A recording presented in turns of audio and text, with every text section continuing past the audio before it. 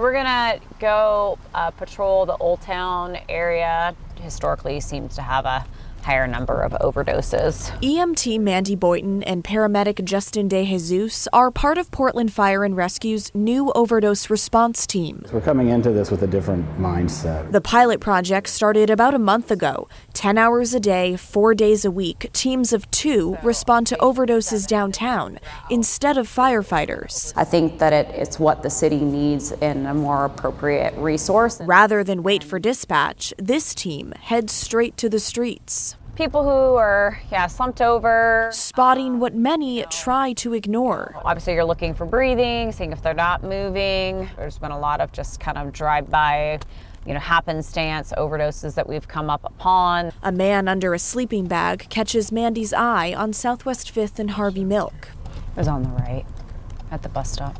They circle the block. Yeah, they're standing up now, but before, they were totally folded over. So that's just kind of that classic sign that, they could, to be honest, be like dosed appropriately where they, have gotten the high that they want. And but you want to make sure that they're breathing. As they scan the streets, 2 overdose calls come in, both in deep southeast, which is outside their response zone. So firefighters go instead. And hopefully we're kind of proving our worth in this, and then we can make an expansion for some other areas that we know could use some relief from the overdose response team. The team typically goes to about 10 overdoses a day. It's 4 o'clock when they head to one close by on Southwest Salmon Street. It's like coming up on the left. It happened inside an apartment building on private property, so we had to wait outside.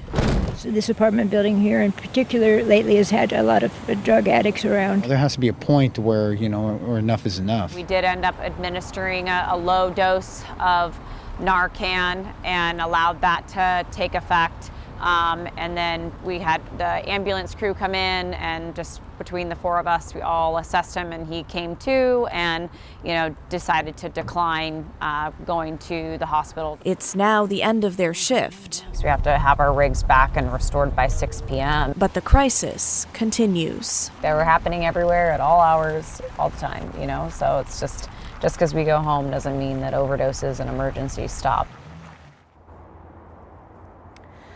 All right, so while their current hours are clearly limited, the program is growing in other ways. Next week, they're going to start offering people who overdosed a drug that will help lessen the withdrawal symptoms. And then a follow-up team will try to get them connected to addiction services the next day. Yet that all depends on the person being willing to accept that help. David, China? Yeah, along with enough treatment options being available. Thank you, Blair.